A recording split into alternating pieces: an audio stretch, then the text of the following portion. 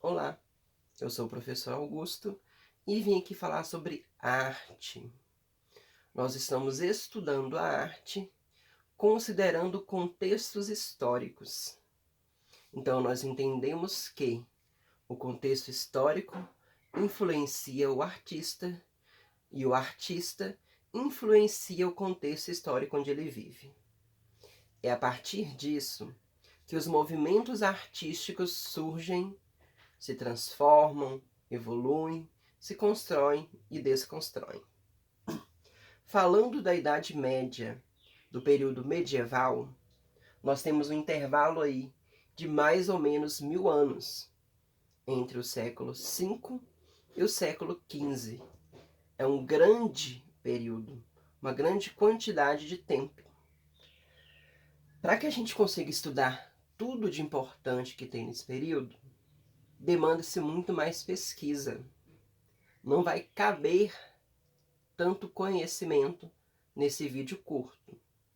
Então, abordarei alguns temas e deixarei atividade no link depois e sugestões de estudos para aprofundar. Separei para vocês a Idade Média em dois momentos em relação à arte. Inicialmente um período de arte românica, e depois o período chamado de arte gótica.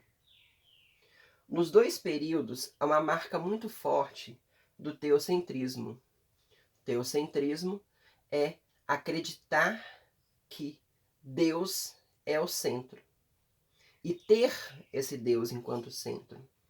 Então, o religioso era o que recebia a atenção da arte.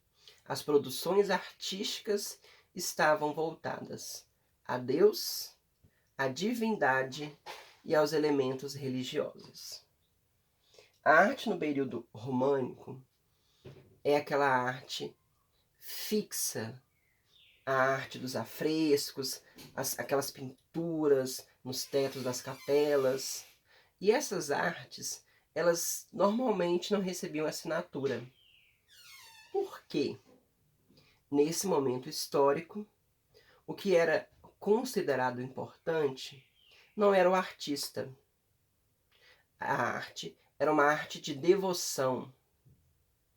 Assim, Deus e toda a religiosidade que o envolve era o que merecia, o que considerava merecer toda a atenção.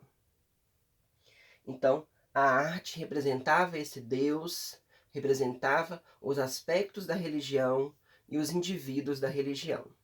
Nós vemos muitas artes em que o indivíduo da religião ele está centrado, pode ser um anjo, pode ser uma figura importante para a igreja, ele está no centro do quadro, ele tem uma áurea ao redor da cabeça, e essas artes sem assinatura.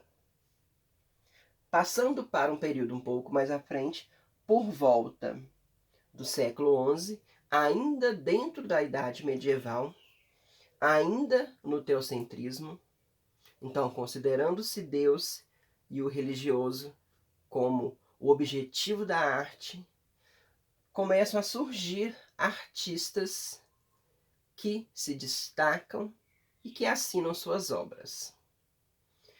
Muitas vezes eles vão representar artes que já foram representadas no período românico e farão modificações nos traços. Um exemplo comum são as artes da Madonna e o Menino Jesus. Elas, no período românico, têm determinadas características, uma determinada estética que muda quando nós vamos observá-la no período gótico. A mesma representação ainda é uma Madonna e um Menino Jesus, mas a forma como é representada já mostra outros traços e começa a surgir a ideia de profundidade. A ideia de profundidade nos quadros é o que mais para frente vai marcar o período do Renascimento. Aqui eu coloquei alguns artistas que se destacaram: Francesco de Cerceni, Giotto di Bondone e Simone Martini. artistas italianos. Isso tem muita importância no que vai vir a ser o Renascimento, que vamos estudar mais para frente. A arte surgindo com essa ideia de profundidade e também com a ideia de ser móvel.